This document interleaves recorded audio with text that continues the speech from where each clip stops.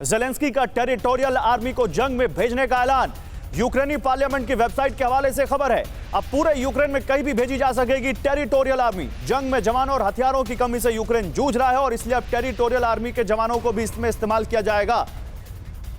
आइए इस बारे में और जानकारी दें आपको कि टेरिटोरियल आर्मी का इस्तेमाल कैसे करना चाहते हैं ज़ेलेंस्की और क्या इससे यूक्रेन को कोई मदद मिलेगी।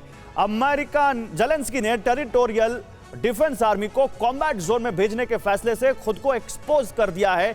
क्या ये माने? इसका मतलब है कि यूक्रेन के पास अब ट्रेंड सैनिकों यानी एक्टिव फोर्सेस की कमी हो गई है। ये राइटिंग ऑन द वॉल है। इससे ये साफ होता है कि यूक्रेन की तरफ से लड़ने वाले मर्सिनरीज की भी कमी हो गई है। ज़ेलेंस्की के एडवाइजर ने 2 दिन पहले कहा था कि हर दिन उनके 200 सैनिक मारे जा रहे हैं। ज़ेलेंस्की भी खुलकर कई बार बोल चुके हैं कि उनके पास हथियारों की कमी हो गई है। यूक्रेन में जंग के हालात देखकर लग रहा है कि यूक्रेन अब लंबे समय तक रूस के आगे टिक नहीं पाएगा। कमोडोर सिंह, ये जो ज़ेलेंस्की ने टेरिटोरियल आर्मी को कॉम्बैट जोन में भेजने की बात कही है, इसको आप कैसे एनालाइज करते हैं? और दूसरा, जो न्यूक्लियर वॉरहेड्स की बात हो रही थी, आपका रिएक्शन उस पर नहीं आया, तो इन दोनों पर आपका रिएक्शन सर जल्दी से।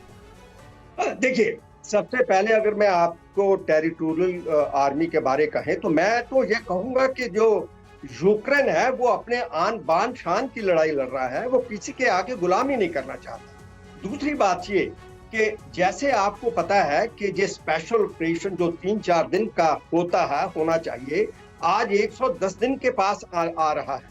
तो आप पहले ये सोचिए कि अगर हम फरवरी के महीने में जाएं, मार्च में जाएं, पहली 2 मार्च को जाएं, तो उस टाइम ये बात चली थी कि जो रशिया है उसने यूक्रेन पर इसलिए हमला किया है क्योंकि अगर ये नेटो की मेंबरशिप ले लेता है तो वो इसके लिए एक थ्रेट हो जाएगी। ठीक है, अभी 1 मिनट के लिए आप मान लीजिए कि यूक्रेन जो है वो रशिया के हाथ में आ जाता है, तो फिर आगे क्या खड़ा हुआ है? पोलैंड और दूसरे सब यूरोपियन देश, वो भी नेटो ही है।